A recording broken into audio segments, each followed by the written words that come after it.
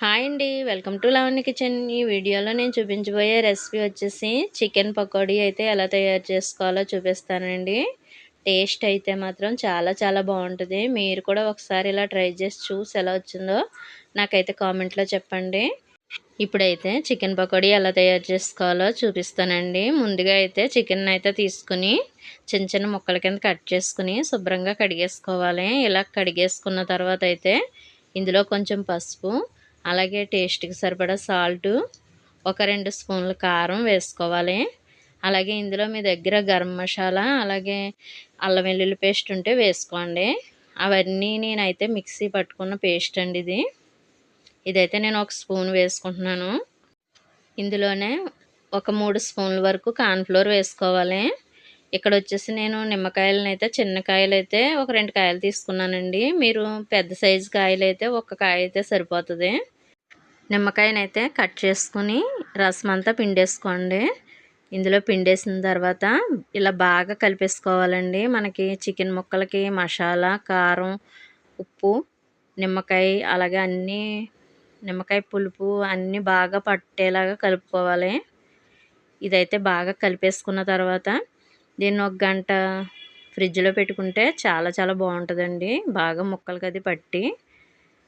అలాగే గంట తర్వాత అయితే చూపిస్తాను మీకు. ఇదిగోండి, గంట తర్వాత అయితే ఫ్రిడ్జ్లోంచి తీసాను. ఇప్పుడైతే స్టవ్ వెలిగించుకుని కళాయి పెట్టుకుని ఇందులో డీప్ ఫ్రైకి సరిపడా ఆయిల్ అయితే వేసుకోవాలి. ఇప్పుడు చూస్తున్నారు కదా, ఫ్రిడ్జ్లోంచి తీసిన తర్వాత అయితే ఒకసారి బాగా కలుపుకొని మనం పకోడీలు ఎలా వేసుకుంటామో అలా వేసేసుకోవడమేనండి. ఒక్కొక్క పీస్ ఇలా వేసేసుకోవచ్చు. అంతేనండి, చాలా చాలా ఈజీగా చికెన్ పకోడీ అయితే తయారు చేసేసుకోవచ్చు ఇంట్లోని.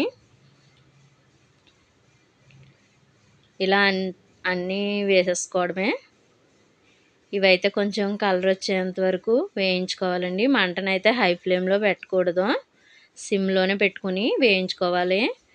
మనకి ముక్క అయితే లోపల బాగా ఉడకాలి కదా, అందుకోసం అయితే మంటని సిమ్లో పెట్టుకుని వేయించుకోండి.